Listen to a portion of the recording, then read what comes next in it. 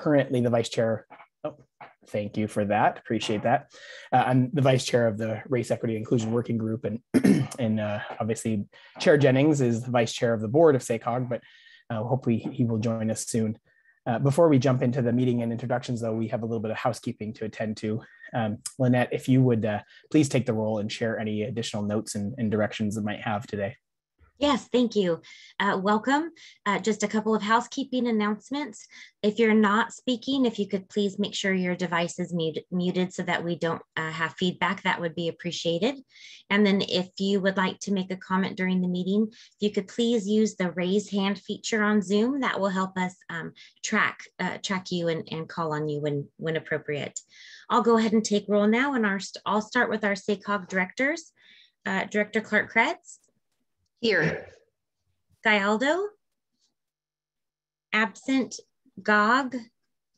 Absent. Guerrero. Here. Middleton. Absent. Zaragoza. Here. Chenier. Absent. Soon. Absent. Vice Chair Frericks. I am here. Thank you. And Chair Jennings is absent at the moment. Moving to our external partners, Avital Barnea. Here. Carolyn Coleman. Happy to be here. Elisa Herrera. Here. Chet Hewitt. Absent. Heather Hostler.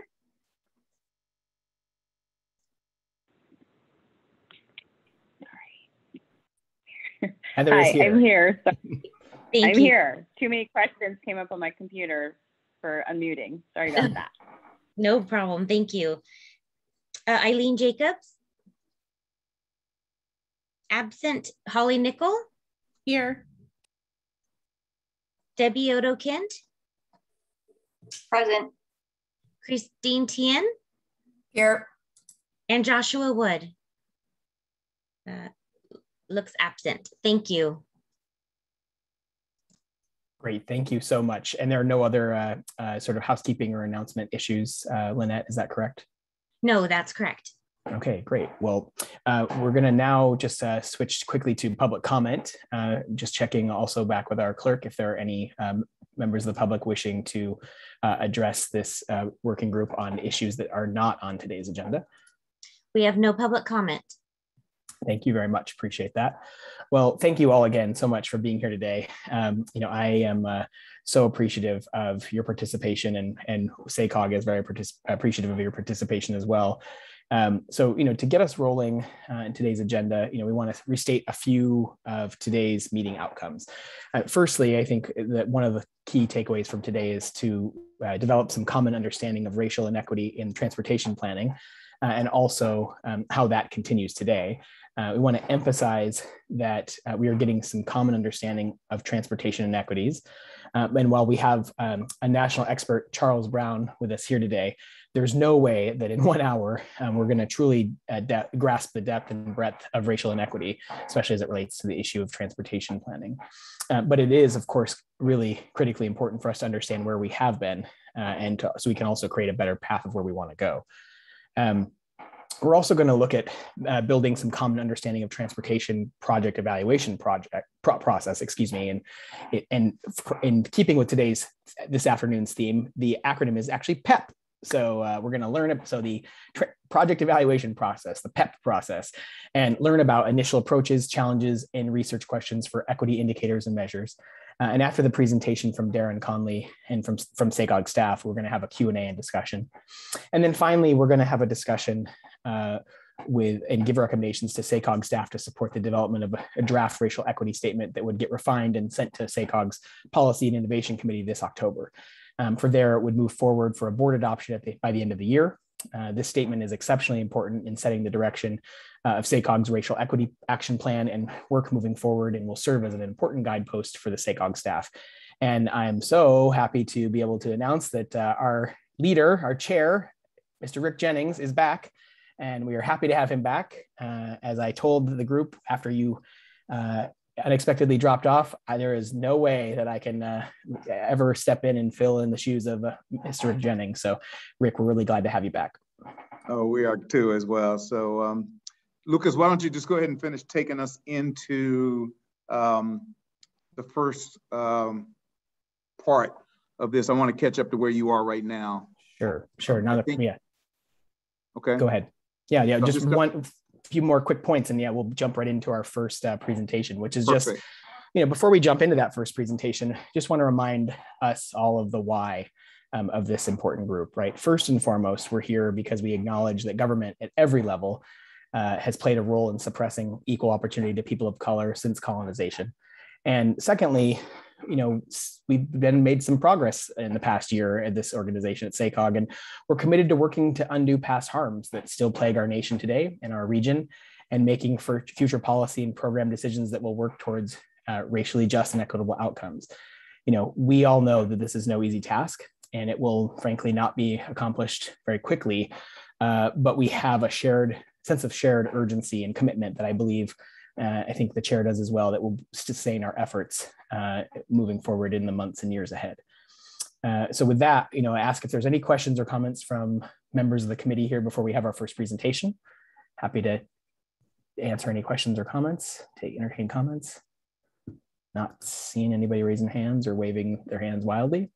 Well, with that, then we will move to the Racial Equity in Transportation Planning. Charles Brown, he's a consultant. His bio, of course. Well, hold on, Luke. Hold on. Go ahead. Rick, right. ahead. I want to stop you for a second because you filled in. You're like the guy that came in off the bench. The first round draft pick got hurt. You came in off the bench. You saved the team. You saved the game. You kept our season going forward. I want everybody to stop for a minute and give Lucas a big round of applause, if you will, please. Thank you. Lucas, I tell you, you could be a teammate of mine anytime because you did an incredible job. And I was sitting there listening to the part that I could hear, and I really appreciate you stepping up when you weren't expecting to do that. So good job, my brother. Glad to have you on the team. Looking forward to continuing to work with you in this important work. Likewise. Take it away, Mr. Chair. You should go right ahead. Oh. Okay, now it's my pleasure to introduce the man of the hour, Mr. Charles Brown. I know his bio was provided to all of you, but I want to make sure to add a few additional comments. Mr. Brown is a national, and I want to say a national expert in transportation, in equity, and in health. And he is one of the people that is most sought after in his field in the entire country. I'd like to, at this point in time, welcome Mr. Charles Brown to take us through his presentation. Mr. Brown? Thank you, Mr. Chair. Give me a second here. All right, good afternoon, everyone. Thanks again to the Chair Jennings. Thank you to Vice Chair and others for having me here. It is an absolute pleasure to be here. In fact, I'm so excited to be here that I'm joining you while on vacation in Las Vegas. Today, I'm going to talk to you about the importance of centering racial equity in transportation planning, policy, and research.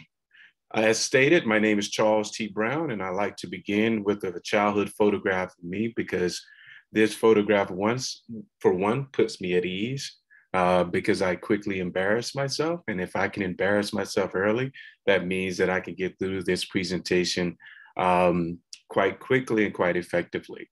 But I identify as a street level researcher and as a pracademic, given my unique experience of working inside and outside of academia for over a decade. I've worked in the public sector, the private sector, served in the military, as well as worked in academia. But I was reared in a very small town of rural Mississippi. That town is named Sugar Lock, Mississippi, or as the Native Americans would say, Sequoia, Mississippi. This is a town of less than 500 people. But since that time, I have traveled and worked in communities of all sizes, ideologies, and cultures across the US. Quite frankly, some of those towns have been blue, some have been red, some have been green, and many have been confused. In short, what I like to say then is that I do too have 99 problems, but understanding and connecting with you is not one of them. I live by the African proverb, I am because we are. But what is equity? Equity is the guarantee of fair treatment, access, and opportunity and advancement, while at the striving to identify and eliminate barriers that have prevented the full participation of some groups. Emphasis on some. Equity is, or the principle of equity, acknowledges that there are historically underserved and underrepresented populations, and that fairness regarding these unbalanced conditions is needed to assist equality in the provision of effective opportunities to all groups. But when it comes to equity, I live by these three principles of it. First and foremost, it involves trying to understand and give people what they need to enjoy full, healthy lives. And if I were to poll you all right now, the majority of you would agree with that assessment of equity. However, as we move further into it, equity is the presence, though, of justice and fairness within the procedures, the processes, and the distribution of resources by institutions or systems such as your own. As my Mississippi mother would like to say, if you're looking for an inequity, follow the money. Thirdly, facing equity issues, though, is not just a desktop exercise. It requires an understanding of the underlying or root causes of inequalities and oppressions within our society. Thus, equity requires us to take specifically a look at racial equity. And racial equity is about transforming the behaviors, the institutions, and the systems that disproportionately harm people of color. See, it's one thing to talk about equity in the aggregate. It's another thing to specifically talk about racial equity. And as you see here, racial equity is about focusing on those people of color who has been disproportionately harmed. It's also about increasing access to power, redistributing and providing additional resources, and eliminating barriers to opportunity in order to empower low-income communities of color to thrive and reach their full potential. And then lastly, encouraging racial equity is not about excluding other marginalized groups, as equity impacts intersect and compound with other identities such as gender, sexual orientation, ability, and etc. So this is not a zero-sum game. In fact, when you look at the various dimensions of equity, this is why specificity is important, because you can see here with just a general search, there are at least 20 different equity considerations that one may think about, from ability equity to environmental equity, all the way down to vertical equity. So you can see why it's important to be more intentional and specific when you mention which form of equity are we measuring. And as it relates to social identities or intersectionality, it's also important to ask yourself a series of questions, such as, which identities do you think about most often? Which identities do you think about least often? Which of your own identities would you like to learn more about? Which of your identities have the strongest effect on how you perceive yourself? And then lastly, which of your identities have the greatest effect on how others perceive you? Why would I have you ask these questions? Well, I have you ask these questions because those identities that you think about least often are all too often the identities that are left from the table when we are making transportation decisions. So this isn't about what is seen. This is about what is unseen. And to illustrate this point, I'm going to take you and invite you into my graduate studio at Rutgers University when I'm working with young engineers and planners. I show them this photograph. This is a photograph of the West Ward of Newark, New Jersey. It is a predominantly minority community. And I think the minority that most represented here are Black and African Americans. I asked them, quite frankly, what would you do to change this environment or change this photo? If we had a chat function here, I would ask you to type into the chat how you would change it. Guess what I hear all over the country? Where are the street lights? Repair the sidewalk, repair the vacant lot. What about facade improvements? What about bike lanes? What about pedestrian scale lighting? What about benches for seniors? What I don't hear is, where are the people? See, this isn't just about the environment. This is about the people. And when we're talking about the people, it's imperative that when we do these before and after renderings, that we do not erase people out of the future. And all too often, engineers and planners do before and after renderings. And what you see is a unkept environment and then a beautiful environment, but what you don't see are the Black and brown people that were there before it became beautiful. And so when you approach them about bicycle lanes and you perceive the pushback to be related to the bicycle lanes, it's not the bicycle lanes. It's the idea that you have potentially erased them from the future. Because what we know is that trees planted in minority communities mature just in time for gentrification to take place. And thus what we find then is that transportation and planning has been weaponized as a tool of oppression within our society.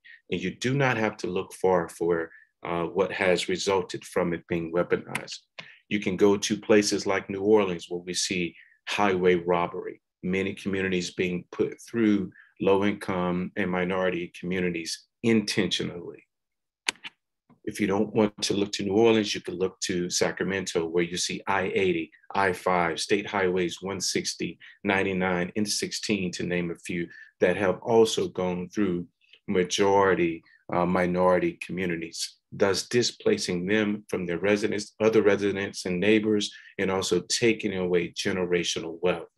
We also know there's a connection to the transportation impacts and the climate crisis. I was both fortunate and unfortunate to experience Hurricane Katrina in Mississippi and Hurricane Sandy in New Jersey. If you're wondering, no, hurricanes do not follow me. But it does not end there neither. We know that there's traffic violence that results from our transportation decisions.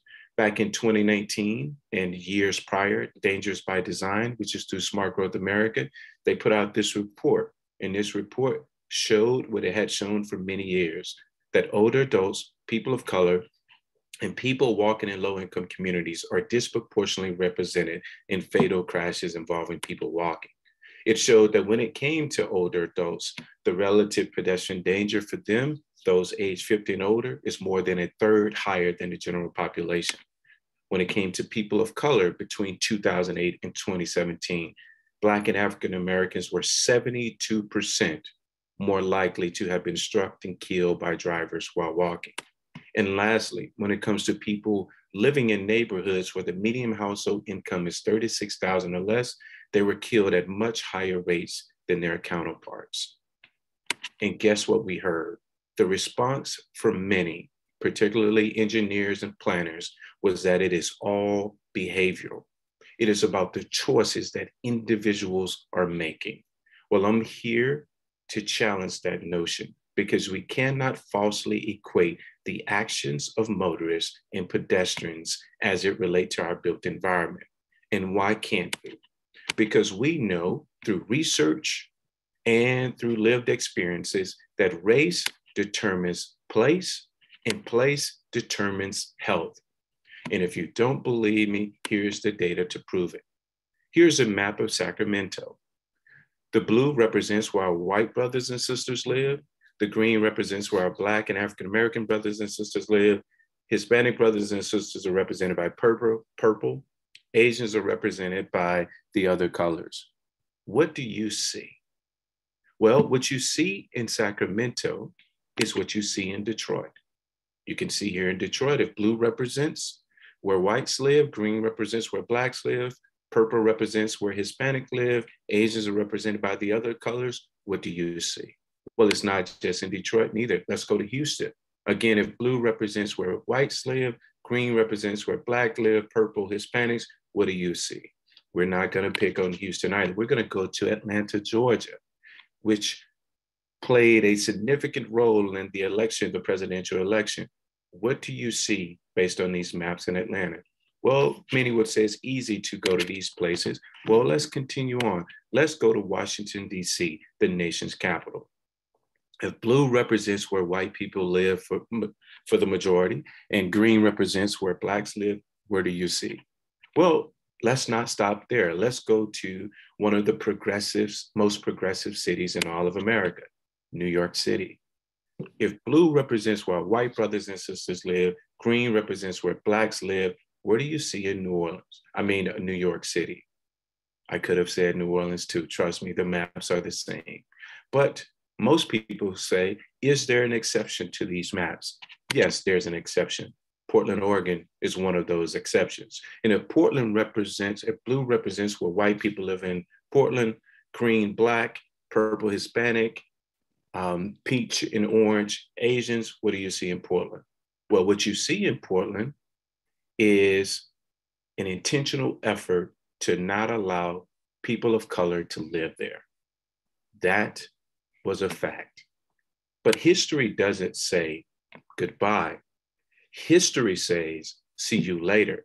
And I showed you earlier that in 2017, Dangerous by Design showed the results in their 2019 report of traffic fatalities. Guess what? Nothing has changed. Absolutely nothing has changed. The only thing that has changed is that our Hispanic and Latino brothers and sisters are not above the sort of the median rate of being struck, the relative pedestrian danger for being struck by a car. Now it's just Black, African Americans, and Native Americans. We also find, though, that California continues to remain one of the most dangerous states for pedestrians in the nation, currently at 16. So then the question becomes, how can we create a safe, equitable, and inclusive system for all? Well, what we cannot do is say it's behavior. Instead, what we must do is look to the health sector. And I've been fortunate to work with public health professionals around the country. See, too much has been focused on risky behavior.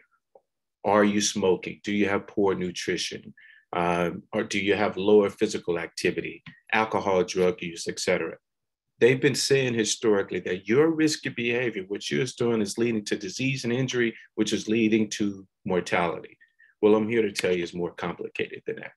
See, one's living conditions impact or influence their risk behavior, but one's living conditions are influenced by the institutional inequities and the social inequities, such as class, race, immigration status, gender, and sexual orientation.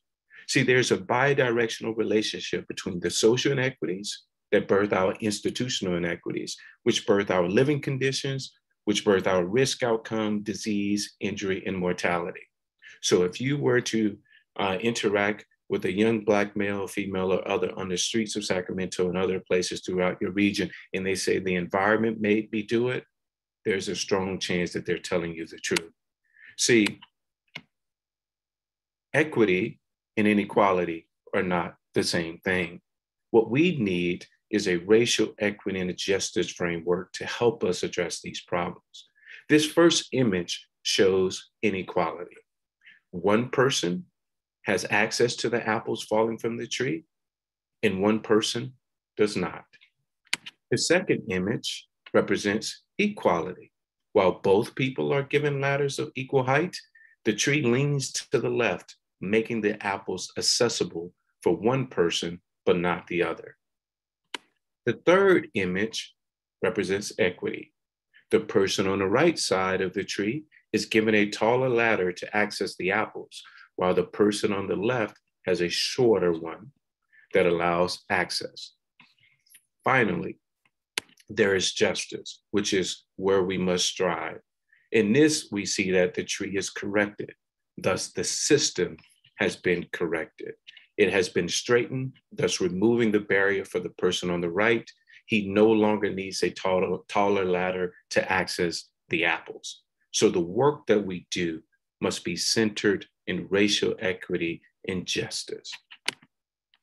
And so the next question is, well, what does a justice framework include? Well, a justice framework forces one to think about distributive justice, procedural justice, interactional justice, representational justice, and then lastly, care. When it comes to distributive justice, the question that must be asked is who has physical access to the street, the park, or the trail? Distributive justice is concerned with the fair allocation of resources among diverse members of the community. And the fair allocation typically takes into account the total amounts of goods to be distributed, the distributing procedure, and the pattern of distribution that results from it. And let's be clear, distribution is about distributing according to need. This is imperative because my research has shown that most respondents do not feel that their children are safe from traffic when bicycling in their neighborhoods. This is true even though millions of dollars is being spent in Safe Routes to School programs. We also find that nearly 1 in 4 feel that they can safely bicycle to local parks and trails from their home, debunking this idea that proximity is access, which takes us to procedural justice. Procedural justice speaks to the idea of fair processes and how people's perceptions of fairness are strongly impacted by the quality of their experiences and not only the end result of their experiences. It forces you to ask the question, who has influence over the design, the operations, and the programming of these particular systems? Why is this imperative?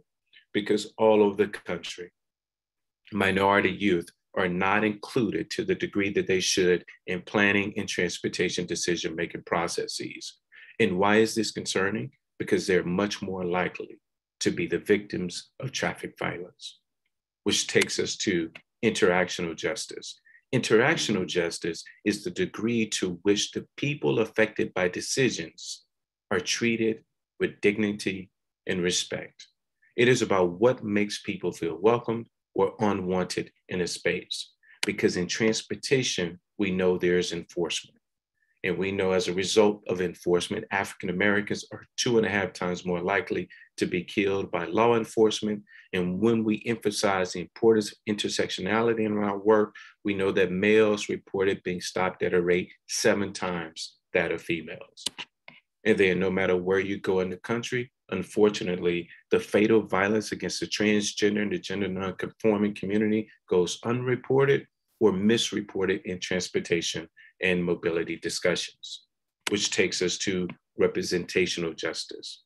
We have a responsibility to elevate voices historically oppressed by privilege.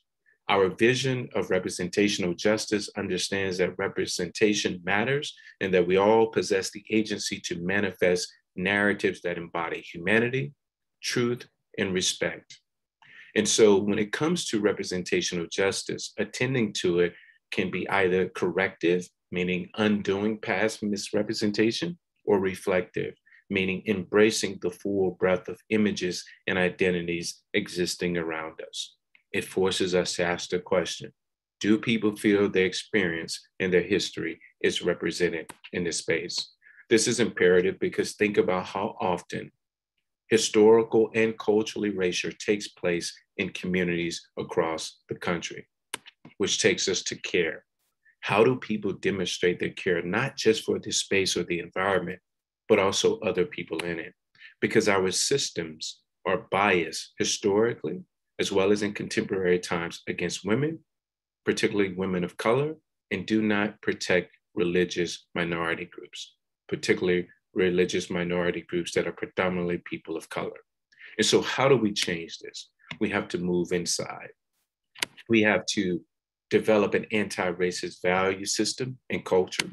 We have to advocate for the adoption of a racial equity action plan. Notice the emphasis on racial. We have to conduct racial equity trainings, develop racial equity performance measures, develop an internal equity group, as well as an external equity advisory group, because we all need someone to hold us accountable. So this is about institutionalizing racial equity by building a racial equity culture within it. And so an equity culture is one that is focused on proactively, not reactively, but proactively counteracting inequity, inside and outside of an organization.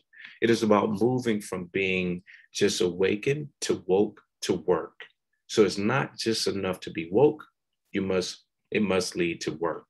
And one of the ways in which you could do this is via a case study I was involved in many years ago, where I challenged a region to consider the impact of crashes on communities of concern. And so what we did was, at a regional level, we looked at pedestrian and vehicle crashes from 2008 to 2013. We mapped the results for each of the 13 counties in the NJTPA region. The North Jersey Transportation Planning Authority is one of the largest NPOs in the country. We normalized this by looking at crashes per 1,000 people and crashes per square mile. We then did a comparison of community of concern versus non-community of concern.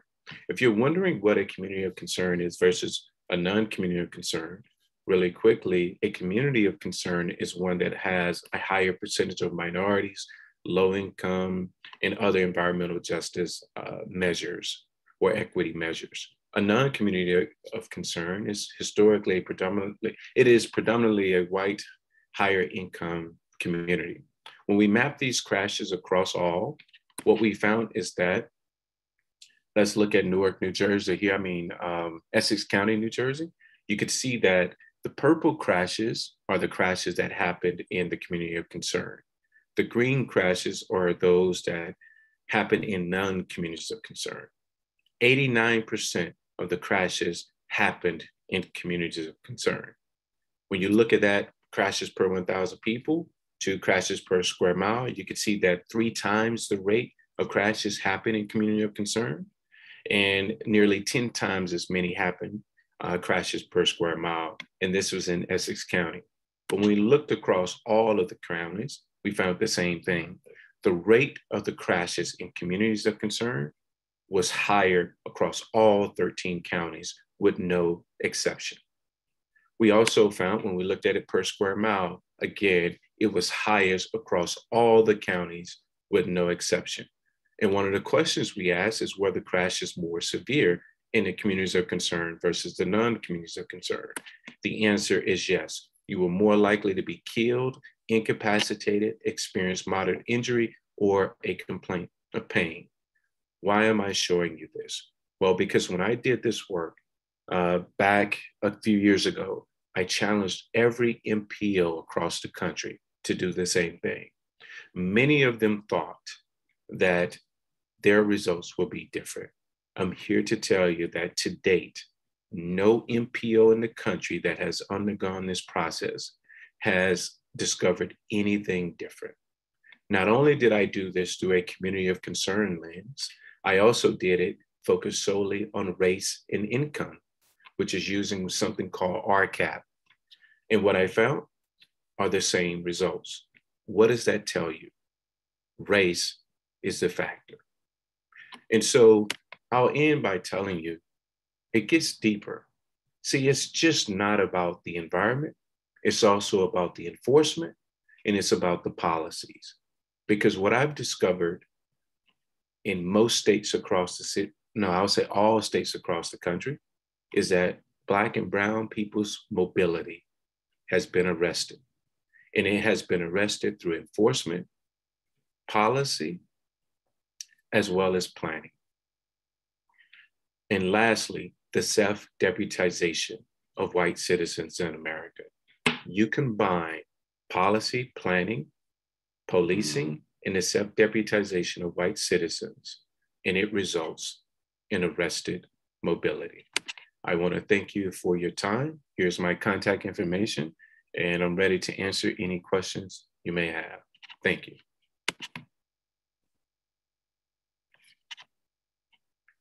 And I was afraid that whole time that you all did not hear me because it is very quiet in my headphones.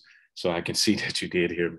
Great. Oh, Charles, I can guarantee you we heard every single thing you said. And I think I just want to thank you for an incredible presentation. It was illuminating. It was, as I said, incredible. It was also sadly unsurprising. But it was an incredible presentation, and you supported it with the work that you've done over the years. And so I'd like to open it up for questions from my colleagues. And I have some questions of my own, but I'd like to open it up for any questions that you may have on what has been presented. Chair Jennings, if you don't mind, I would like to let the family know here today that you can ask any question. No question is off the record. You can ask me any question. I'm an open book. If I don't know the answer, I'll tell you, but I feel free to ask any and all questions. Okay, so there you go, Christine. Thank you. Hello, that was simply awesome. I mean, I love that presentation. It was great. I'm guessing, I'm kind of wondering if you've gotten this question from other audiences about the reasons for the high, I guess, fatality or accident rate between pedestrian and cars. I mean, I think it's because of the way we are, the cities are planned. There's, in some cases, no sidewalks. It's just, not as safe. But I was wondering if I'm guessing other communities, like, do you have like an additional slide to explain that so that people are clear that it is not, the fault of like the individual, that it is the actual, landscape that caused the increase? Yeah. Great question, Christine. So yes, that was the whole purpose of the slide I showed you around public health, which I started with risk behavior leading to mortality. And then I backtracked to show you how the sort of institutional inequities lead to risky behavior. The institutions make decisions to design cities favorably or unfavorably. And whether we're investing or not investing in a particular place, that is a decision that is being made to either benefit or burden a population.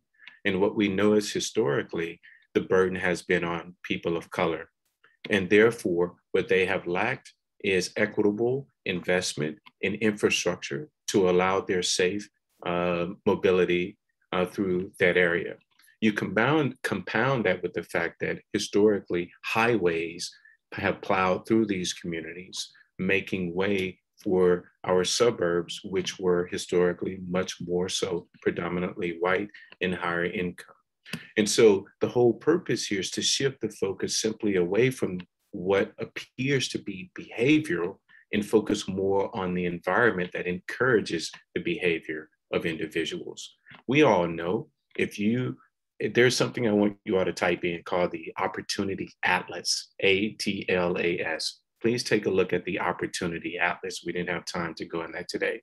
But if we're all being honest, we know that our environment influences us. If we don't believe it, we can ask our parents. They used to tell us when we were young, watch who you hang out with and watch where you go. It was because of their concern that who you were hanging out with and where you were going was going to influence your behavior. The same thing is true as it relates to the ways in which we would maneuver about space. The last point I'll make on that is that in transportation, unlike criminology, where you kill where you live, I have hypothesized that in transportation, you kill where you drive through. The question we must ask is, why do we know more about the pedestrians who are involved in crashes than we do the drivers? For instance, every major report tells you the age, the sex, the race of the pedestrian involved in the crash, but you don't know much of anything about the drivers. Why is that? Any other crime in America, and traffic violence is a crime, you will know both the perpetrator as well as the victim.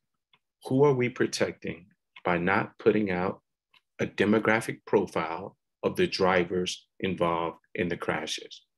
We're not putting it out because many in the media, many transportation engineers and planners mostly identify with the drivers than they do the pedestrian. They see themselves in them. So they simply say it's a matter of behavior and action, not the result of systemic inequities.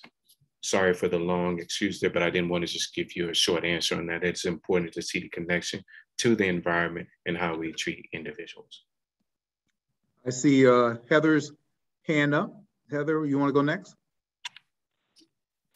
Sure. Thank you for that presentation. It was excellent. I I feel like the connections between the two, we've been thinking about quite a bit.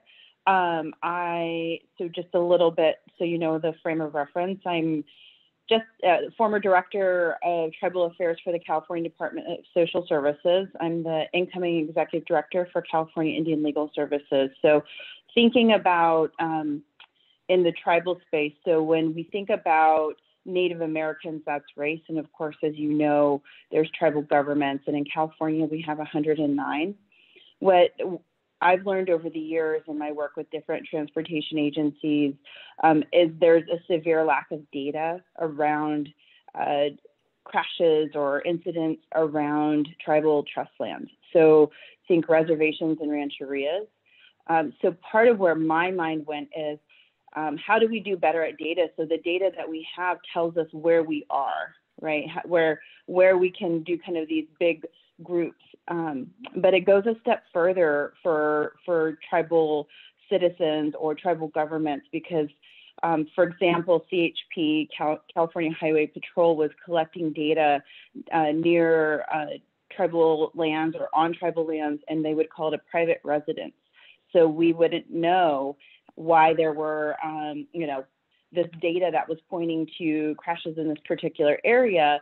It never connected it back to the tribe. So when you go back for funding, there's no data to support why, how to fix these roads or how to fix these blind turns or things that are causing the environment, right? So just was curious if you have any thoughts about the lack of data, and I know you were just kind of alluding to that of, in the previous conversation, but just as that point in the equity space and justice space that we need to do better at data. So just any thoughts around that?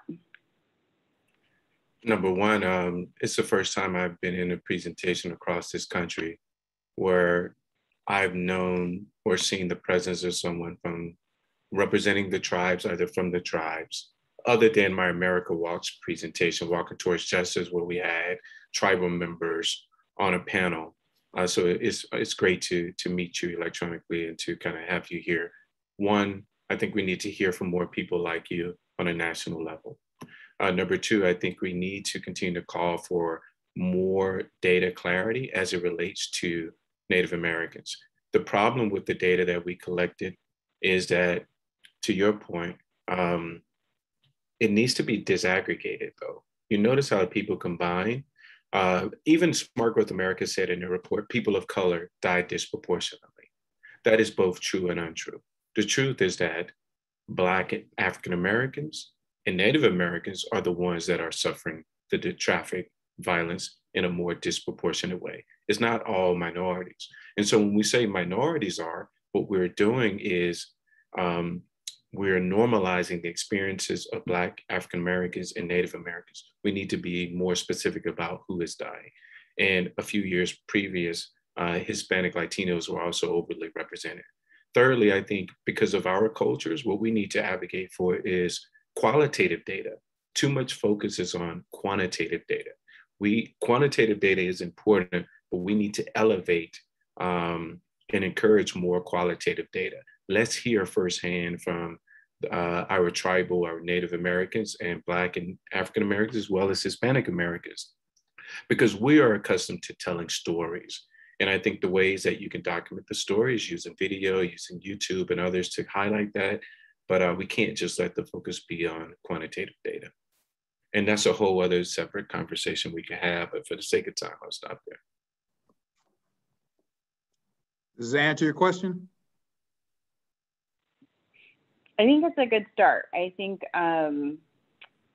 just particularly for this group, I'm just continually thinking about how I can support from that angle of the inclusion of tribal governments. And, a lot of the work might be statewide work and I know tribes are working on that of, hey, CHP, why are you listing this as private residence? Why can't you list this as the, Bear River Band of Ronerville Rancheria, so that we know when we go back to the table. So I feel like there's so many layers to it of figuring out how, so there's, so many pieces to connect in order for it to work, because what happens is, tribes are left out of the conversation as other governments. So I think it's definitely complementary to where I was thinking. So Chair Jennings, if you don't mind, when it comes to that, so most people are not aware, Heather, most people are not aware that this is happening. So I think the first step would be letting this be known more nationally, that these crashes are not being reported accurately, so that these national groups can also take on this fight to ensure that there's data clarity.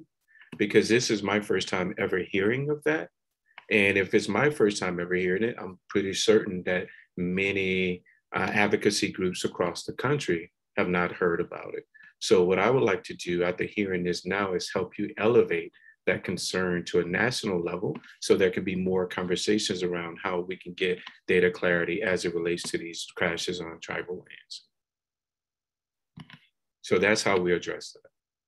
And I did see your last slide where you said thank you to us, where you gave us a telephone number and an email so that we can continue to give you information anytime, or have conversations with you. So I thank you for that. Avital. Am I saying that wrong? Avital. I know I am. It's okay, Avital. Avital. Okay, I got small a. I got you. Avital. Okay, thanks. Thank you so much, Charles, for your presentation. I've heard your name and heard how fantastic your presentations are, and this was the first one that I got to participate in, and it was really, really well done. So thank you so much for that. I'll do a quick comment on Heather's point, but my main question had to build off of Christine's. I just wanted to mention, I don't know if folks are aware that when highway patrol officers are completing that race and ethnicity information on their report, that is their perception of the person's race. They don't ask them, which I think is really interesting. You know, in some cases you can't ask the person what their race is, but a lot of times that information isn't completed. And when it is, you know, we don't necessarily know the accuracy of that because it's just whatever the officer thought the person's race is. The question I wanted to ask, though, building off Christine's question about infrastructure, has your research also shown that people of color are walking at higher rates than white people? You know, perhaps because they can't afford a car or don't have access to a car, or has your research mostly shown that it is a lack of infrastructure that is leading to higher pedestrian incidents and fatalities among people of color? So we do know that minorities walk or depend on walking more so as a mode of transport than their counterparts. So there are many studies that have been done to control for walking rates among Black, or let's just use minorities right now. So you saw in my presentation, because most people will say, what about the population? I control for population by looking at crashes per 1,000 people. People will also say, what about the size of an area? I control for that by looking at crashes per square mile.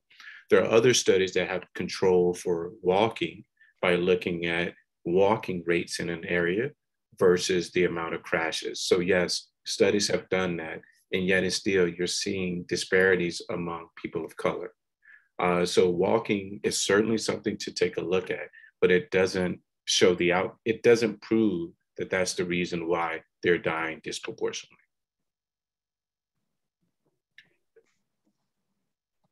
Okay.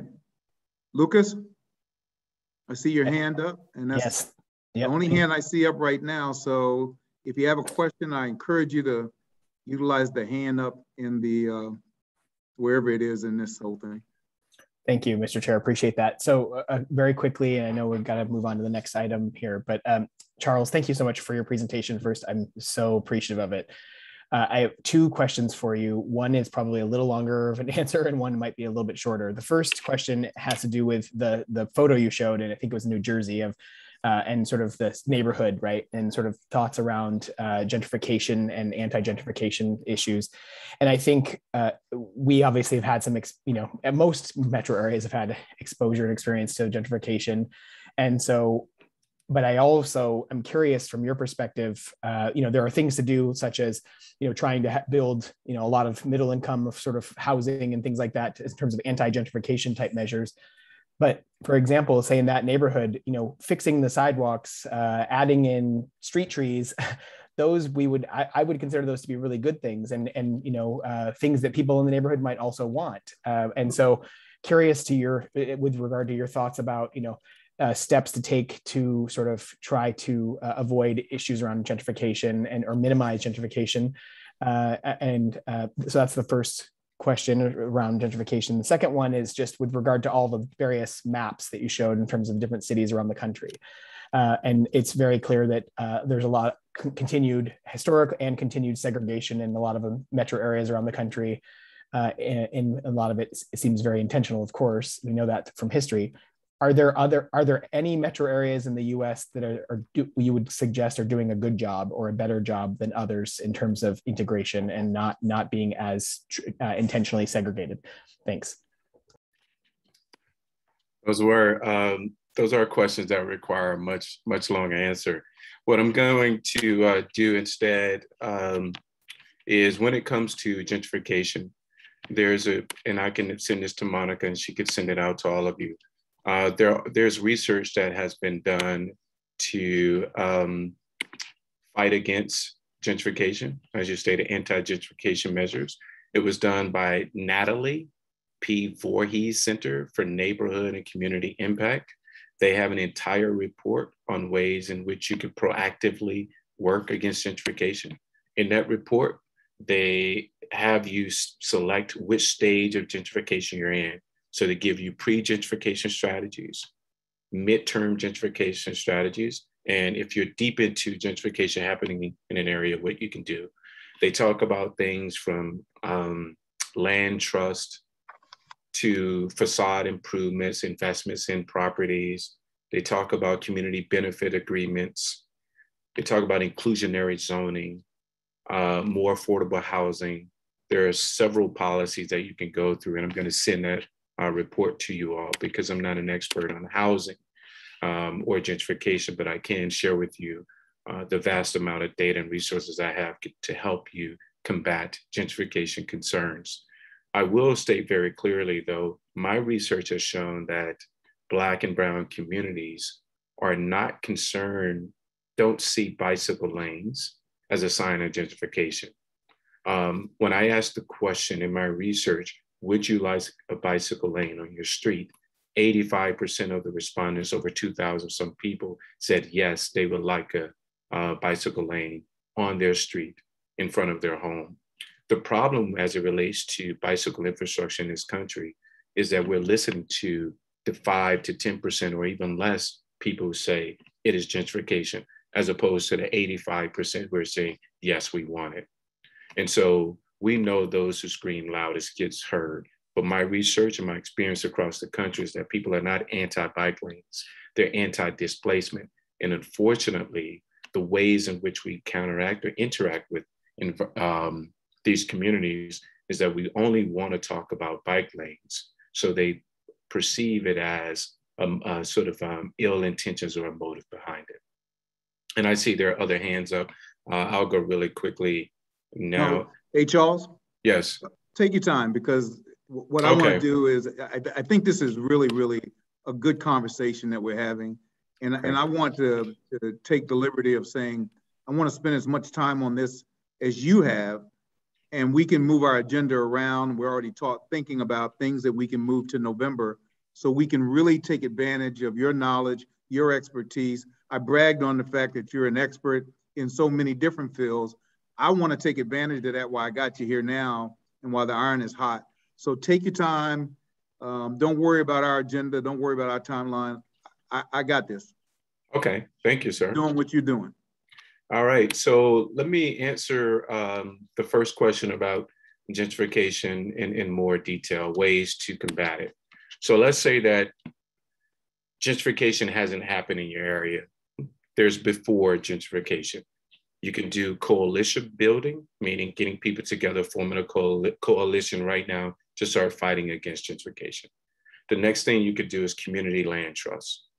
You can do inclusionary zoning, limited equity co-op housing, and then most importantly, I would say community benefit agreements, where you already are working with the community to identify things that developers can do to benefit community. Let's say you're mid-stage gentrification.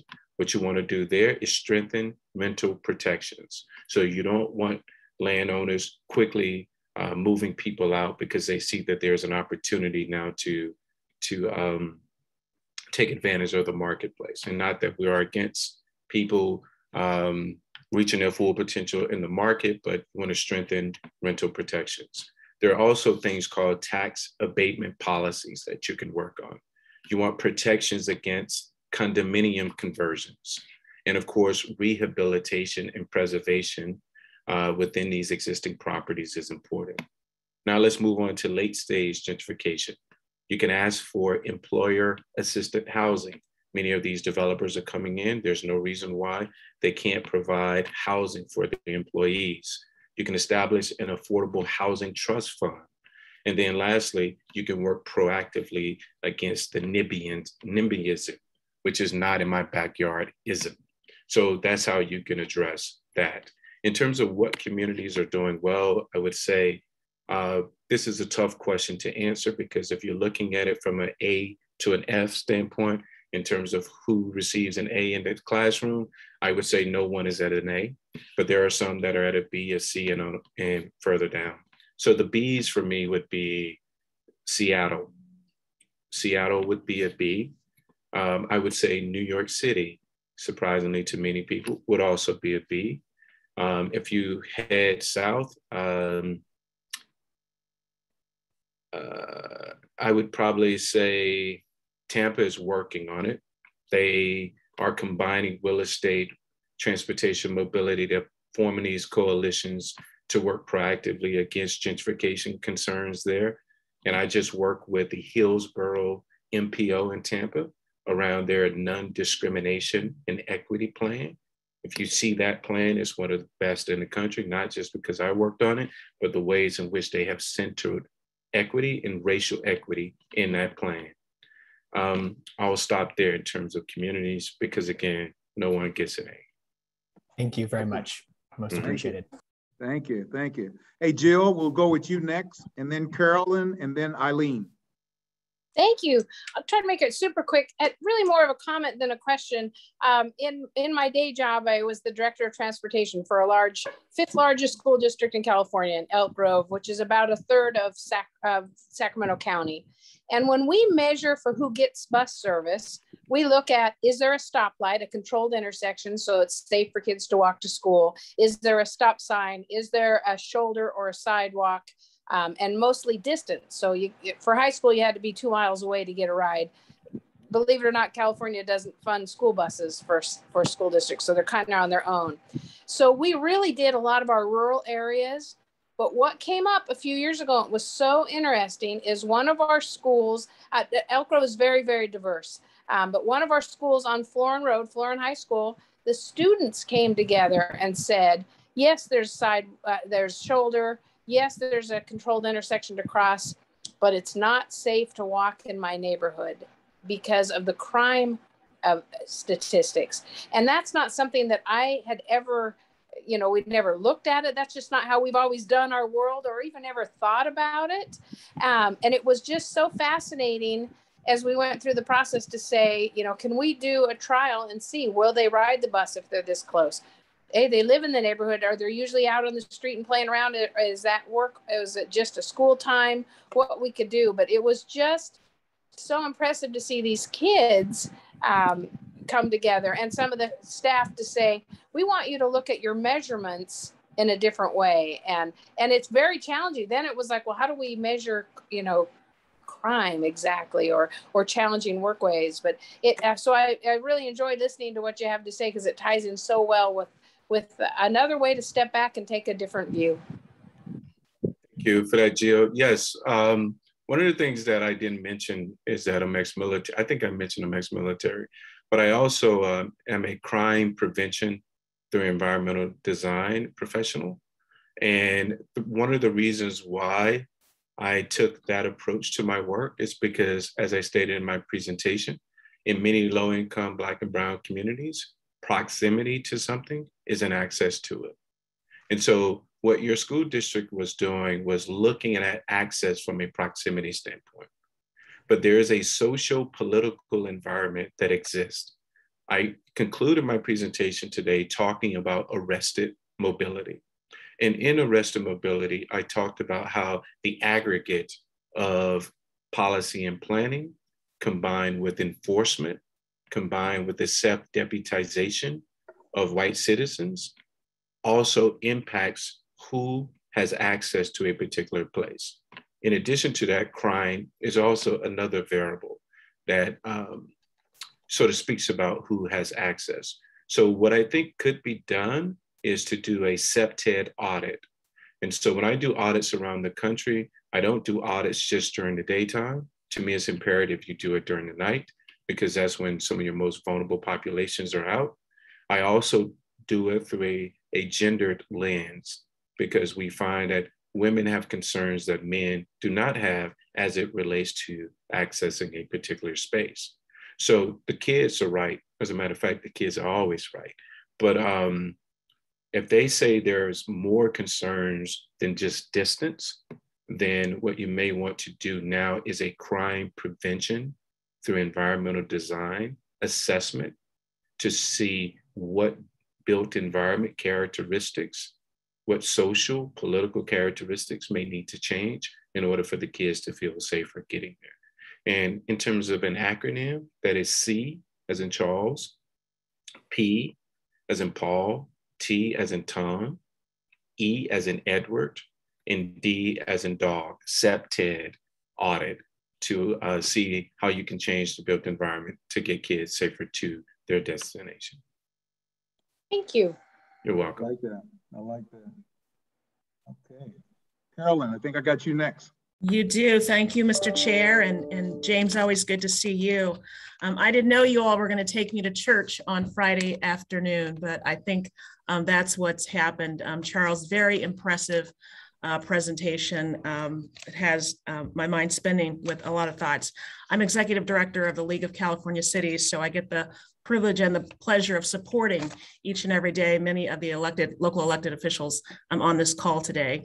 And while I'm so excited about our being here together and the work that SACOG is doing in so many communities across the state in terms of breaking down systems that have been inequitable and working to build more inclusive systems and communities, I think about the educational system, and for many of our folks in city halls every day, they're hiring and bringing on new staffs of planners and other professionals that will be building out our systems in the future. And I certainly would like for you to give me some hope that as we do the work today to build out our systems for the future in our local governments, that the systems that train and teach and develop planners will come to us with all the enlightenment that you have today. Unfortunately not. Any system that is not diverse is inherently biased. And I can tell you right now, when you look at the engineering programs across this country, you look at the planning programs across this country, they're not diverse across a racial and ethnic lines, nor gender.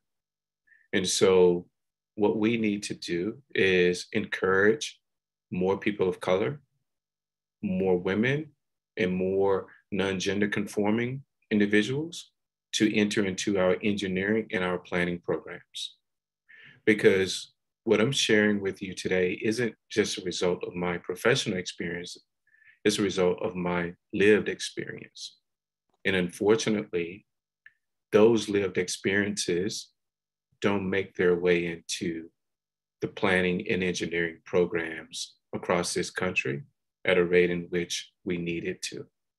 And I've taught and lectured at many universities, and I'm one of the favorites because people don't get an opportunity. Well, I'm not just gonna down myself, I'm decent, but also people don't get an opportunity to interact with people with my lived experiences. And so I think it's imperative that in your organization, as well as SACOG and others, that more diversity is encouraged, because that representation matters. So it's not just about tokenizing, but it's about hearing all voices and experiences. And no matter how well-intentioned my white brothers and sisters are, being adjacent to that lived experience is not the same as having gone through it. Because to Gio's question, or Gio's statement about what the students have pointed out, that would have been my default perspective. That would not have been something that would have to be uncovered or discovered, because that's something that I've lived. And so we can do a better job of centering racial equity and inclusion by hiring more diverse people. So I do have faith that it's going to change, but Ms. Carroll, we need others encouraging and pushing for that. And we may not know that the ways in which we're posting jobs and conducting our hiring is already biased too. So let's take a look at the processes we have in place to recruit new people. So before I let Eileen and Martha ask their question, I want to give a homework assignment to each of you, because he just made a statement to me that that resonated with me, and it was the first time that I had ever heard it said in this way. He said, any system that is not diverse is inherently biased. So your homework assignment is to go back and look at your own lived experiences and tell me whether or not you feel that statement, that you can relate to that statement, you can agree with that statement, or you disagree with that statement. And we'll have that discussion at another time. But I really want to have a conversation about that statement, because number one, it's the first time I've heard it said in that way. And I'm still resonating in my own mind. Can I totally believe that that is the case? Is that my feeling too? And is that the way I have to look at life, that we have to be more diverse in order to get rid of the bias that we inherently have, that we know already exists? So just homework assignment, I'll get back to you a little bit later, but I want you to take that statement, any system, and tell me if I'm saying it wrong, Charles, right, Charles? Any system that is not diverse is inherently biased. All right, good. Okay. I love it. I love a challenge. I love a challenge. That's a challenge to you all to disprove that. But not only that, homework part 2, if you don't mind, Chairman. Please. There's a short YouTube video that we can build and grow together. It's called, Does My Neighborhood Determine My Future? Please go to YouTube, type in, Does My Neighborhood Determine My Future? And then the next time we come together, let's talk about it. I got you. All right. Okay, Eileen. Thank you. I would just like to make what I think is an observation rather than ask a question, although I'd be happy to hear reactions. And that is, when we're talking about race, equity, inclusion, and transportation, I want to make sure that we're also talking about income and occupation. In particular, migrant farm workers lack adequate and safe transportation in our region, throughout the state, throughout the country. And when we have discussions about race and equity and inclusion, we often don't have a more detailed discussion about income and occupation. And I know that SACOG staff have paid attention to the farm worker population and transportation needs, and there are significant housing needs among the farm worker population. And the lack of safe and affordable transportation often intersects with their lack of safe and affordable housing. But I want to make sure that, at least in future discussions, we're also talking about occupation and income when we're talking about racial equity. I have a question for you in response. Your migrant workers, what is their race and ethnicity predominantly? Well, if you're talking about this area and you're talking about California, they are going to be primarily Latino and primarily from Mexico, and many will be from indigenous tribal groups in Mexico. So then when we talk about race and ethnicity, aren't we talking about that same population? No, I don't think so. Why not? Because I think that there are levels of income and there are groups of occupations that suffer from discrimination and exclusion in different ways, that because of, in the case of farm workers, because of their occupation, and they have even less access to things like decent affordable housing and decent affordable transportation because of their occupation and their level of income. And of course, that intersects with their race and their national origin. It's very difficult to separate those out, but income plays a big factor, at least in that population, and so does occupation. It is true, which is why I started my presentation talking about the importance of leading with race and ethnicity, but centering intersectionality. The wheel that I showed included occupation on it. But we cannot falsely equate one's job and their experience through their job with the ways in which a system has underserved a person because of their race. One is low income and one finds their way into these particular jobs because the system has discriminated and oppressed because of one's culture and race. So race and ethnicity is at the root of the issue, not just income. And that's not an opinion, that is a fact.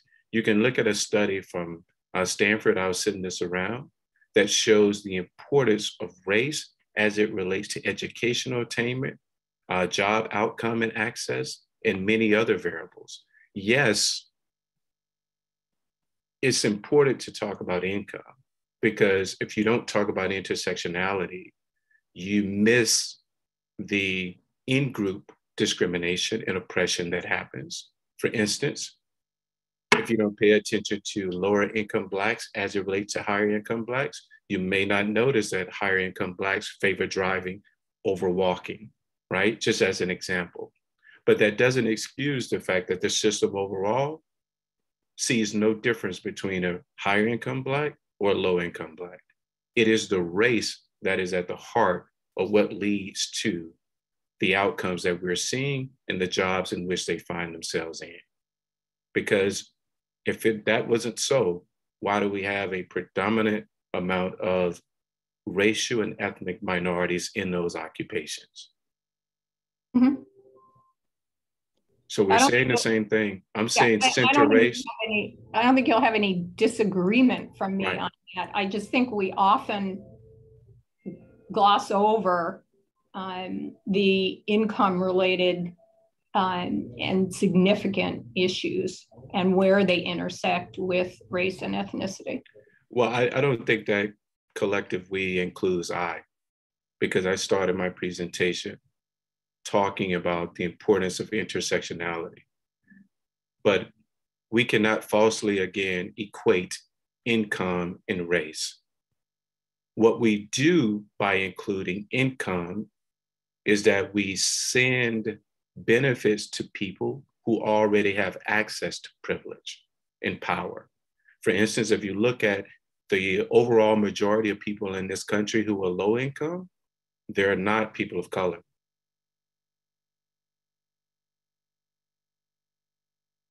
That's very important. But when we talk about this system that has oppressed people, the majority are people of color. And so this income thing is important, but it is race that's important when we look at who is dying. Because one of the things I could have shown in that Smart Growth America report, it talked about older adults people walking in low-income communities. Who are predominantly the low-income people in this country? People of color. Which of the adults that are dying predominantly, what's their demographic? People of color. So if you find that people who are migrant workers are predominantly people of color, the low-income population are predominantly people of color, in every other variable, people who are dying in traffic crashes are predominantly people of color, why do we have to focus on other variables when race and ethnicity has them covered already? To do so falsely equates the experiences of people of color versus other race and ethnicities who are low income but have greater access to power and privilege. That's important. This is something we're gonna have to keep digging into a little bit deeper and a little bit deeper. So Charles, Eileen, thank you for your perspectives on this, but we definitely got to go into this a little bit deeper because I still hear a division in thoughts, but we don't have as much time as I thought we did. I got 2 more people up and we got another presentation. So was Eileen, right, that had that question? Yes, it was. Yeah, Eileen. So I want to make sure you get his name, his email, his text message, and his number to continue that conversation, because I think all of us can benefit from what you guys come out in the end as far as income, occupation, race, equity, and inclusion. So again, thank you for those questions, and Charles, thank you for your thoughts on that. Martha, you got the next question. Christine, you got the last question. Thank you, Rick. I just wanted to say thank you, Charles, for your very thoughtful and insightful presentation today. It really, I was mapping in my head my community and what's going on here. You know, how our, you know, there's a predominantly Latino community, and where our high school is located, it got transferred over to more, just higher socioeconomic community, and the transportation for our youth to get to the high school, over the years eroded because of cuts, within the school system. So that has an impact on whether our youth are going to make it, in that area where it is an older part of West Sacramento. But it's the way you mapped it. And I'm going to be doing that research here in West, just to kind of explore that and correlate that with, youth. How are they making it to school?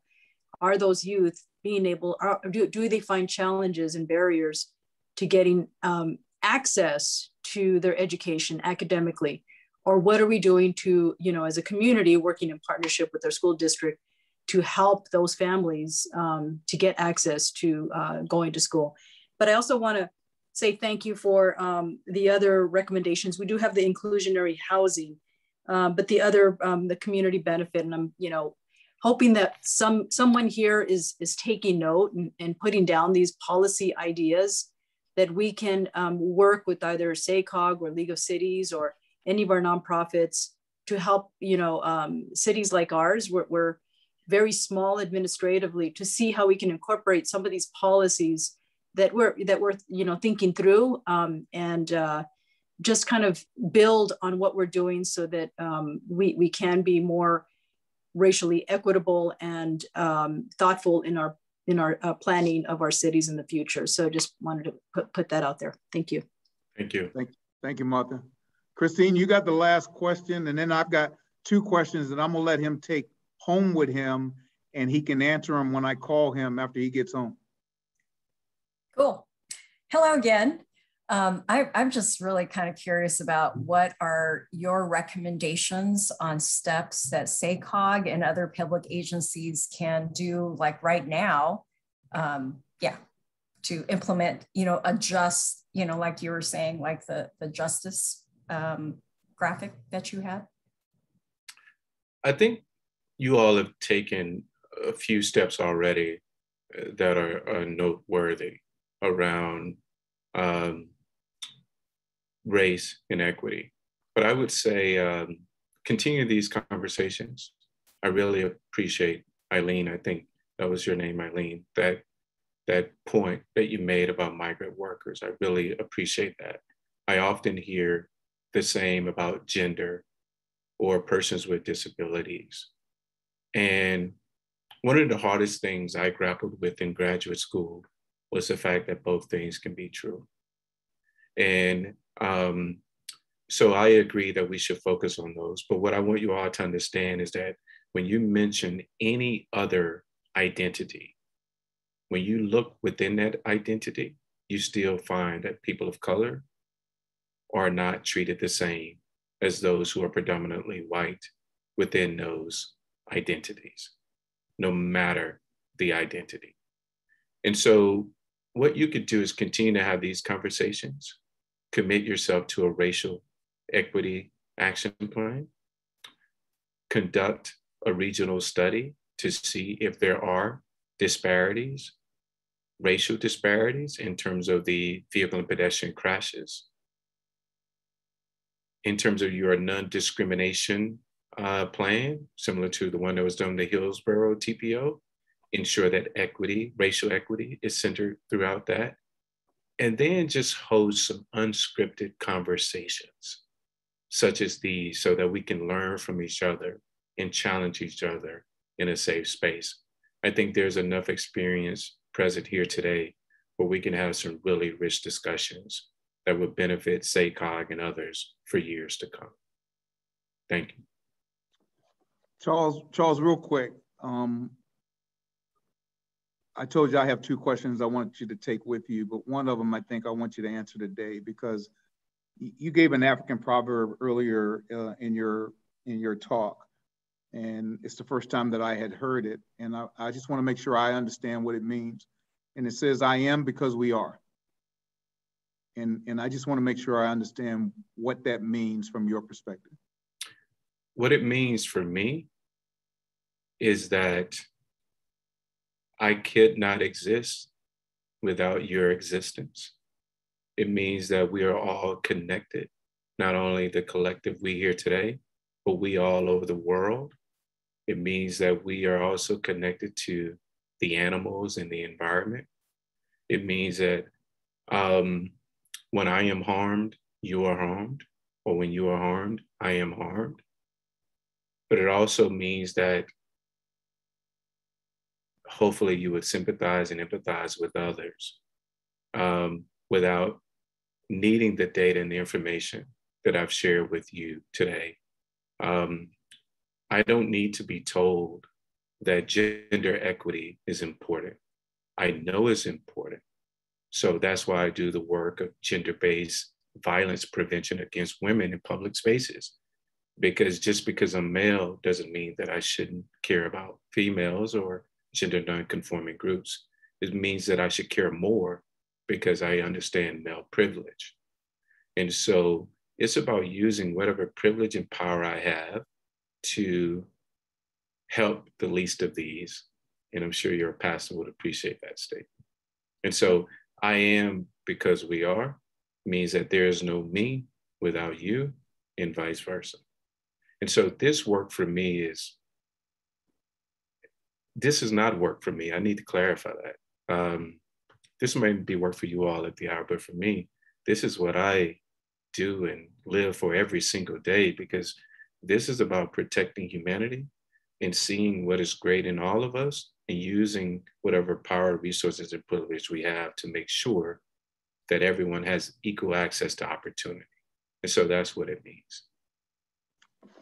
Thanks for that explanation. That was powerful. And I got chills when you were actually saying that, because I know many of us in the room feel that way, mm-hmm. that we are here because of the blood and sweat and tears that those who came before us, left, and those who are still here working are doing in order to make things better for everyone. So thanks for that explanation. Thank you for your leadership. I believe in all of you here today, but trust me, it's not going to be without sacrifice.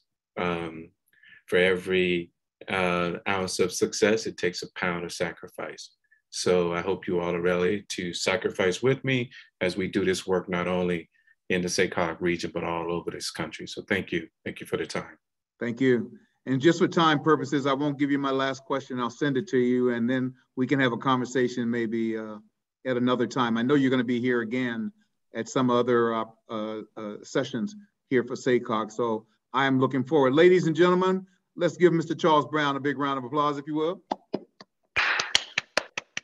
Good job. Really do appreciate you. Appreciate your passion, appreciate your knowledge, appreciate your intentionality. Thank you so much, sir. Take care, everyone. Okay. Bye-bye. So next, and we got only 30 minutes to get this done because we promised you that we'd get out of here by 3 o'clock. And so we have already moved one of the items to our November calendar, the racial equity statement. We're going to do that in our November calendar. We've got time to be able to make that happen. But today we have another presenter. We have Mr. Darren Conley, who wants to get some initial feedback on a transportation project evaluation process. This work is a component of SACOG's long-range transportation plan, and it will develop a way to evaluate transportation project benefits. So this is our first, not only opportunity to give input and direction, but how to evaluate the benefits of the transportation project with a racial equity lens. Charles shared excellent context on the history of disinvestment and discrimination. Charles, he's looking forward to participating and having this discussion with us. So Charles, I'm gonna bring you up. I'm gonna let you do a presentation. I think you got 10 minutes to present, and then that'll leave us 20 minutes for questions. You guys good with that? I know it's Friday, I know it is. I know it's Friday at 2:30, I know that, right? But we can do this. This is good stuff. Where's Charles? You got Charles on the brain, Mr. Chair. It's Darren Conley. Darren. Oh, I'm sorry. Right. We go with Charles on the brain. Let me get Charles off the brain. Let me get Darren back on the brain. Darren Conley. Darren Conley. All right. Darren, I apologize. Thanks a lot. Thanks a lot, Rick. I think Charles has an admittedly very tough act to follow, but I will do my best. Let me first try to make sure I can get my screen shared. Do you all see a big slide that says project evaluation process? No. No? Okay. Let me make sure I'm sharing my screen.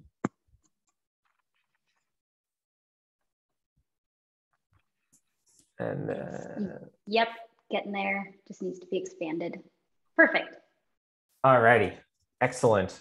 So yeah, tough act to follow, but I like to think that what I'll be talking about is a very small step toward answering that question, what can SACOG start doing right now to sort of advance racial equity? And it's an effort that's very much in its early stages, called the project evaluation process. And just to kind of give some context for what it is, it's going to be a part of our forthcoming long-range transportation plan, more commonly known as a MTP-SCS, or Metropolitan Transportation Plan / Sustainable Community Strategy. And the MTP normally has a number of components, but two of the primary ones are, one, a set of policy goals for the MTP-SCS. So things in the past have been things like improve mobility, reduce vehicle miles traveled, and so forth. And the other component of it would be a long list of transportation projects that are supposed to support those policy goals. But what's been missing traditionally is a way to sort of tie the two together. Basically, we may have a policy goal like, let's make our roads safer, but we don't have a mechanism by which to identify what are the roads that, what are the projects that will most move the needle on that. I promise this is getting to equity. And so basically what PEP does is it's trying to fill that void. It's basically, the purpose of PEP is to measure how well MTP-SCS projects will support or help advance MTP policy goals. Now, here's where the equity part comes in. For our upcoming MTP, the one we're planning to adopt by 2024, we want one of those goals to be advancing equity. And basically, kind of getting more at the question of how this relates to projects, sort of the policy question is the question we want to try to answer when looking at transportation projects is how well does each transportation project advance equity? And this, of course, has a lot of other big questions that stem from it. One is like, well, how do we measure a transportation project's ability to equity? How do we to advance equity or measure how much a project may actually be adverse to equity? Some of the questions that come from that are, how do we define equity? The emphasis in today's presentation has very much been on racial equity, and that may be very well how we end up defining it. But again, we're very much in the early stages of the process, and that hasn't been quite settled yet. But getting to this question of like, how do we measure to advance equity? This is an evolving, the answer to that is an evolving area. There's a lot of different MPOs around the country trying to tackle the same question. They have different approaches to do it. And a lot of the approaches have pros and cons to them. For example, some will say a project advances equity if it's physically located in a disadvantaged area. So you put bike lanes in a disadvantaged area, therefore they are advancing equity. Another approach would be, for example, if a project increases accessibility to jobs or grocery stores or schools for disadvantaged people in traditionally disadvantaged areas or communities of concern, it's advancing equity. Another MPO, for example, in Kansas City, they consider not just what are the project outcomes, but what is the project process. They try to look at, they try to measure whether a transportation project is advancing equity, not by what the project does, but based on what is the quality and level of engagement with historically excluded or sort of disenfranchised populations in development and definition of the project. And so basically why I'm bringing this to you all is it's the early parts of the project, and I'm here more to learn than to say what we're going to do. It's very much the early stages of the process, and we want to get, to the extent possible, kind of really hear everyone's input on what are some of the best ways to think about transportation equity at a project level. And so I'll open it up to questions, but before doing that, I just want to close by acknowledging that transportation projects as a policy lever for advancing equity have their limits, right? As Charles mentioned in his presentation, proximity is not equal to accessibility. Sort of a paraphrasing of that I've seen is accessibility is not opportunity. For example, you might have a transit project that adds new bus service that connects a community of concern to tons of new jobs. But if nobody in that community is qualified for those jobs, or if there's discrimination in the hiring process, it doesn't matter. Another component would be, if there's concerns about crime or police harassment, it doesn't matter how good of a sidewalk project you have. It may be a necessary investment for improving life in the community, but on its own won't be sufficient. So I just want to end by saying we really look forward to seeing how we can measure transportation projects' ability to promote or advance equity, but also while recognizing the limits of them to do so. And with that, I'd like to open it up to questions or discussions. Well, thank you very much, Darren, for teeing this up. And this is quite an undertaking. So as you said, are there any questions that the group would like to ask Darren while he's here? So I'm looking for okay, good. I see Jan has one. Jan? Yeah, thank you. Carolyn second. Thank you very much. And just because we've just listened to Charles's amazing presentation, I would say we focus on what's the unseen, as he said, and the people. And so it seems to me that we would really need to have, communication with those communities that we're talking about, getting in touch with them on the ground, finding out their needs and hearing from them. So that's the first thing that came to my head. The unseen. Thank you. All right, Carolyn. Hey, Darren, thanks for the presentation and for acknowledging the challenges of the work we have ahead of us, but I know that we can do that.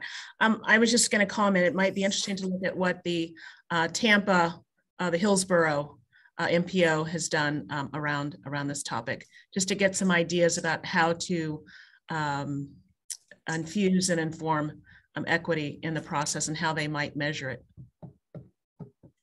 Thank you. Definitely. Christine. Yeah, so I think it was Jan that mentioned, I think it's super important to actually, of course, engage community residents, but more than that, it would be even better if it was actually co-created with SACOG.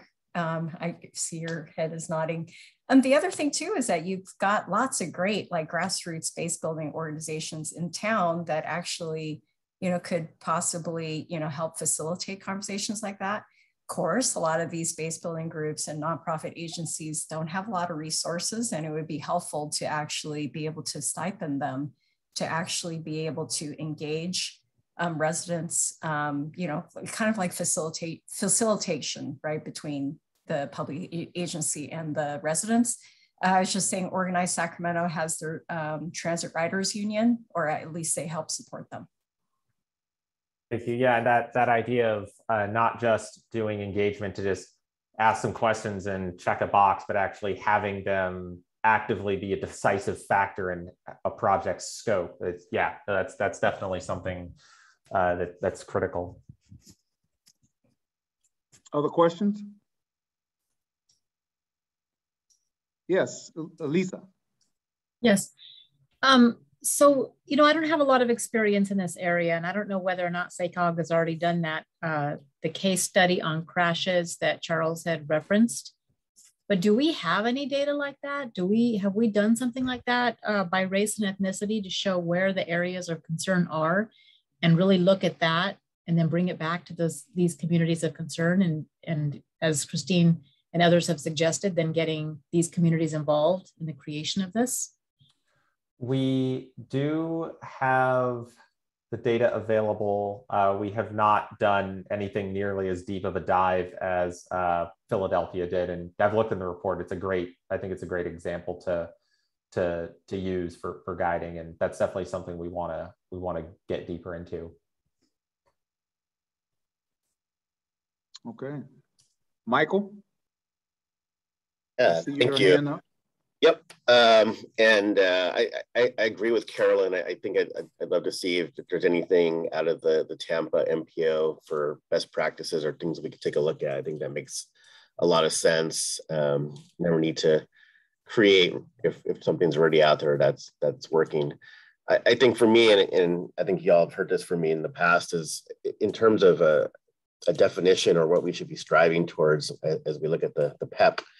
I want to see sort of wealth creation as a underlying component. We know. I remember I go to my grandmother's house in San Gabriel in the barrio part of the town, and one thing that was in common there was nobody owned any of the property that they were in. They were mostly renters in that area, and so to the extent that again we can move a model that focuses on some sort of ownership. I think it advances that equity argument and builds, again, that generational wealth that we don't see in Black and Brown communities. So I'd love to see how we can, put something in there that says, well, yes, there's going to be affordable housing, but it's going to be affordable housing that's leads towards ownership, or something that would provide a wealth component, for lack of a better term, and maybe there's a health component there. We've seen like the California endowment zip code. You live in this zip code or this zip code, and your life expectancy is way different. I mean, there's got it. So those sort of quantifiable things that we can look at. As I look at metrics, those are some of the things that I see as we look at how we marry the MTPSCS with equity language. Yeah, no, that's definitely a lot in that one for sure. I do agree that that's a huge component of it. I would be curious as to how that could integrate on. So the PEP is focused, will be focused exclusively on just on the transportation side, like what's happening in the street, not on the parcels right next to the street. There's plenty of interaction between them, but definitely noted, and it'd be interesting to see if there's any overlap or connection that can happen with that for sure. Mr. Chair, and Holly, if you don't mind, if I could just say this too, just for the, because we're going to bump our racial equity statements, but if you remember, we have a racial equity statement coming, we will have a racial equity action plan coming, and we have this large, long-range plan, right? Those are the three things that we wanted your help on to engage this group. Just on this point, as Darren said, the PEP is about transportation and trying to figure out how can we use this kind of data in addition to the community engagement you're talking about, this kind of data to show any kind of racial equity benefits. And we're very early on. We're kicking the tires and trying to figure it out. The other side of the Metropolitan Transportation Plan for us in California specifically, I think really for us here in this region, is around land use and housing and growth and economic development. And I think that we need to kick the tires and figure out what can we do through the plan around trying to get at residential segregation, around housing opportunity. And so I just want to put that out there because we are going to talk a lot about transportation, this tool and the plan, but the plan has as much to say, perhaps not as much direct funding that comes through the plan, but a lot to say around housing and residential opportunity and segregation. Great. Other questions? You got Holly. I don't have a question. I just wanted to offer that there are tools called racial equity impact assessments, or sometimes racial equity tools, that are useful in setting a structure and process for gathering data, and then asking about what data we're missing. They also ask about like the root causes of something that we're trying to achieve, or like the issue that we're trying to address. Like, what are those root causes? And you go down and you analyze those root causes. They're also about setting performance measures, but also outcome measures, right? And so those might be helpful for you. And one of the organizations that I've worked with that look at equity-based results accountability is Equity and Results. And so they may have online resources for that. But if you look up racial equity tool and like Government Alliance on Race and Equity, something will also pop up. So you kind of talked about like Miami, thinking about equity as an outcome, but also equity as a process, right? And so those tools will help you understand a little bit more equity as a process. And it also encapsulates the community engagement and what does that look like? And it's not just participation, but it's like ownership of the community of that process or project as well. And so that might be helpful for us to look into as we think about this specific thing. Thank you, Holly. Thank you very much. Yeah, no, I'm writing down a lot of the notes here, just things to definitely Google for sure. Perfect. Eileen, I see your hand up. Thank you. Yes. I would just add, and I know, of course, SACOG staff are aware of this and conduct a regional housing needs assessment, but I think our discussions ought to include the land use aspects and the regional housing needs assessment, because of course, we can't talk about equity in transportation without talking about equity in housing. Neighborhoods and where they're located and what kind of transportation they have access to and the conditions of the housing are important to this discussion. Totally agree. 100%. Okay, other questions before I give you your homework assignment? I know you guys haven't heard about homework assignments in a long time, right? I get that. It's not really a homework assignment, but I just want to make sure there are no more other questions of Darren before we move on. Okay. I'm sorry, not of Darren. I just wanted to ask Lynette. I would love to watch this recording again to see Charles's presentation. It was just so moving and so informational. Will we have access to that?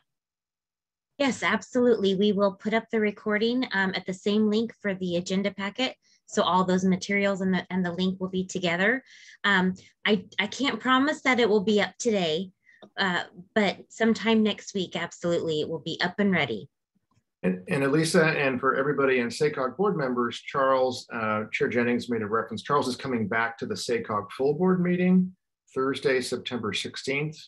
I'm checking Lynette on this to make sure I got this right. It's Thursday, September 16th, yes, at 9:30 a.m. And those are all televised as well. So yes, we will, as Lynette said, we will have the recording of this and stay tuned for the full board. Okay. Oh, Jan, do you have your hand up? Yeah, thank you, Chair Jennings. I'm just a little concerned because I know we had to push off some agenda items, and I know that we only meet quarterly, and I feel like this information and the topic is so important. I'm just going to throw it out there. Should we meet every other month, or, I mean, it just seems like this is such a huge and important topic. I just wanted to kind of throw that out there. I like your enthusiasm. I like your energy. I do. And I can't disagree with you. It is an important topic. And I think we have to be intentional about moving forward. And is quarterly enough? Is that, so I'd love to hear what other people are thinking. Sorry, my automatic light keeps going out here. I like the idea of maybe meeting a little bit more. Just based on necessity, I think of what this group has been charged with to the overall SACOG board could be very helpful. And then just a thought, and it's probably already baked in, but I know, we're trying to get together for October, Delta notwithstanding or withstanding. I just feel like this discussion with the whole board could be so much more fruitful if we could have it in person. I just think body language and the ability to speak, across a table from each other is just a different dynamic than when we're doing this virtually. And I don't know, I mean, if that's the only time Charles can do it, but I'd love to be able to do this where we're all together in person. Just a thought. Director Saragosa, Charles is also coming to the board retreat October 1st in person. Okay, that's great. Good. I'm glad you said that, James, because I knew that, but I didn't have the exact date in mind. So now we all know that. That's good. Darren, talk to me. Thank you, Chair Jennings. Good to see everybody. I agree. I think if we could maybe do every other month for now, as Director Saragosa and Director Clark-Ketz mentioned, this conversation is very rich, and you, Chair Jennings, have been great trying to spur additional conversation, encouraging the discussions. And I feel like, I was only able to, due to work obligations, only able to catch the end of Charles's presentation, but even my brain is just spinning right now. And so I would love to have further dialogue about all these things. And I know everybody on here has so much to offer. I've heard from folks already. So I think it's worth the additional time in the beginning and for this dialogue.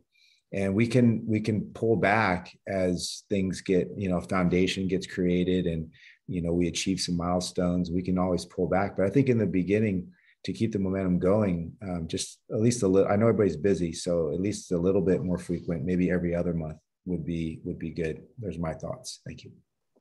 I appreciate your thoughts. And I was always taught when you want to get a task done, you put more in it in the beginning so that you can take less time in the end. So that kind of follows with the way that I've always learned about how to get the job done. But I want to hear from the rest of you. If we're going to go to every other month, and I know how busy all of you are, if we're going to go to every other month, I want to make sure that we're committed to that, and that's something that everybody feels that we should do. So keep talking to me real quick, and then I'll let you go in 5 minutes. I got one more thing I got to give you, but I'm going to let you go in 5 minutes. Anybody else? What are your thoughts on that? Deborah. I would agree with what's been said before. I feel like, you know, we have sort of a collective get on the same page learning curve to achieve. The presentation today was extraordinarily rich and a lot to digest. And I think to really kind of connect the dots between, you know, what we're learning, what our charge is, and to not have too much time between meetings. So we continue that momentum and kind of achieve, you know, the purpose of this committee. I would really support meeting more often than less. And the other thing, I mean, I don't know, as kind of, you know, work products or specific things on the agenda emerge, like, you know, there was on the agenda today, obviously, that we didn't get to the draft, you know, statement or some sample statements. You know, and admittedly, I know that information comes out a few days early. It's just hard, you know, I think for many of us to really study in depth or to bring, you know, our best thinking to the meetings. And I don't know in the future if it would be appropriate or possible maybe to have, you know, smaller work groups or small groups of people work on things like vetting value statements and coming back, you know, to the larger committee. So we have opportunity to really dig in. But to the question, I would really support more frequent meetings in the beginning. So let me go at it another way. How many people feel differently that more frequent meetings are not the way to go? Why don't you just go ahead and kind of weigh in on that if you feel that way? Because if not, then I'll assume that we all feel that way, that we should do it more often, which is right now we're doing it once a quarter. We move it to every other month. So if you agree, give me a thumbs up or give me a hands up or whatever you give. All right, I'm looking at a majority. I got my hand up too for those that can see. Okay, so the group has made a decision. Huh? Mr. Chairman, I am certainly open to meeting more often, but I'm just wondering from the SACOG staff perspective, if we might see a matchup between what is the work we have to do and what is the timeline that's been allocated for the project, and can we map that out and let that inform our decisions about the frequency of meetings. Okay, Chair Jennings, James, I want to hear from you. Yeah, no, it's an excellent point. Thank you, Carolyn. I will let the cat out of the bag now. You're not done in November. At least I hope you're not. I hope you're willing to continue. There is no way we can call it November and done. So if you are all willing, and our board should be stable from this year to next year. So you just have the same board members, and we really would love this working group to keep working with us into early to mid 22. So I do want to put that on the table. We've already thought through that in terms of what we have to get done. What we will do, we will also go back among our staff, and I've got some questions on resource and staffing, try to figure out if we could fit one more meeting in this year or what that might look like. So let us do that, and we will get back to you by email soon. Okay. Back to you, Chair Jennings. No, I got you, James. And I do know our next meeting is Friday the 19th. And so you're going to look at whether or not we can do something before then, or whether we close this year out with that being the last meeting of the year, and then move into 2022 with bi-monthly meetings. So you'll get back to us. We'll talk more about it, but I know the intention of this group, and this is a group that is very strong when they say they want something, and we will find a way to make it happen because the group has spoken. And I'm just the facilitator. That's all I am. So, but I agree with the group 100%. All right. So my challenge to you, okay? Because we're about to adjourn, and I told you 3 o'clock. It's 3 o'clock now, so I got to get this done in like 3 minutes or less. So before we adjourn, I have an invitation for all of you to take a journey with me. And this is important for you to take this journey with me because the journey is outside of the meeting. And so you'll have to do this on your own, but then we get back together to join in the journey to be able to talk about it. And what I want to do is I want to invite you to join me in the reading of the reading. That means you're going to get a book. If you choose to get into this group, you're going to get a book. You're going to be able to read it. And then we're going to come back and have some discussions on that book. And the book is called The Sum of Us: What Racism Costs Everyone and How We Can Prosper Together. Some of you may have already read the book. It's by Heather McGhee. But we chose this book because at the intersection of public investment and policy and the false idea that progress for some must come at the expense of others, that's the zero-sum fallacy. This book takes on personal stories from across the United States, exploring how and what we all lose at the cost of racism. The book is fantastic reviews. I believe that it will be a lesson that we can apply at SACOG, for me at the city, for you in your jurisdictions. And I think that it'll challenge all of us to dismantle structural racism. So I want to know if you'll join me, and I invite you to read the book. Then we'll schedule some time in October. I'm going to give you all of September. I'm going to give you half of October to kind of go through the book, and we can get together and then we can discuss it. So it's not going to be something that you got to rush to do. You know, it's going to give you some time. But I think once you get into the book, you're not going to want to put it down. And if we can make it in person, that would be great. But if not, then we just have to do Zoom like we've been doing. And I hate Zoom. Trust me, I hate Zoom. I'm a people person. I like to feel you. I like to touch you. I like to be around you. I like to see your smile. I like to see your verbal and your nonverbal. I like to see it when I say something that you laugh at. I like to be in the room with the people that I work with. And so I hate Zoom because I can't do all those kinds of things. But we'll make whatever is best for us to come together and get together and do the work, whether it's Zoom or in person. But I'm going to fight for it to be in person as long as there's no health issues by doing it in person. So if you're interested, all you got to do is indicate by letting Lynette know, and she'll arrange to get a copy of the book to each and every one of you. This is not a book you have to pay for. We're going to pay for it. We're going to get it to you. We're going to send it to you.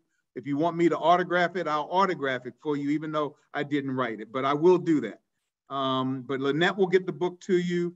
And then for the SACOG members, it's an important read for us as well as we think about racial equity questions that we need to ask as we head into our board retreat that's coming up, has already been mentioned by the date. So our next meeting, as I mentioned, is November the 19th. We're going to see if we can move and get a meeting sooner than that based on your request to have meetings more often. And as I said, if you want to get in touch with me and talk to me about this, you can call me, you can text me, you can email me, you can pigeon me, whatever you need to do to get in touch with me. I'm always available, and I'm so happy to have each one of you on this journey with us as we go through this together. I thank you with all my heart and soul for you giving up 2 hours on a Friday afternoon. I thank you. I love you. I'm glad that you're on my team, because together, everyone achieves more. And that's what we're doing here today. We're achieving more to move the agenda forward. So I thank you for your efforts, and want to just challenge you. Look up the book, find about the reviews, see what you got. You get a free book, and all you got to do is come in, and we're going to have some great conversations about it. And during those conversations, we'll talk about that other homework that I gave you on the question that I asked you all. And then Charles Brown did give us a video, YouTube video, that he told all of us to go see. So if you didn't write that down, I did write it down. And not only did I write it down, does my neighborhood determine my future? That was the video that he gave us from YouTube that he wants all of us to look at. So you got a lot of homework between now and the next time we meet. But I thank you with all my heart and soul for being here today. Thank you for being part of this. And if there's nothing else, anything else? Nothing else? We can what provide the question? Is there anything else? What was your homework assignment question again? Three things. You got to go, does my neighborhood determine my future? That's one. And then I gave you a homework assignment that says any system that is not diverse is inherently biased. Do you agree with that statement? Do you disagree? Can you support it? Can you live with it? Or do you just totally adamantly say that is not true? I want to hear what you think about that statement. Any system that is not diverse is inherently biased. Simple one, real simple one, okay? And then we'll talk about that as we talk about the book and we get into all these things. And the whole goal is, you know, can we move from where we are to a better place for the communities we serve? Can we do that? Because I know I get stuck. I get stuck on stupid, and I don't want to be stuck on stupid. I want to be stuck on what's right. And so I want you to join me as we move towards what's right and how do we get there together. Okay? So with that said, no other questions? This meeting is adjourned. Have a great weekend. Thank you so much. Everybody. Did I tell you I love you all? Did I tell you that? All right, cool. Thanks, Rick. Appreciate it. Bye, everyone. Thank you. Good to see you all. Bye.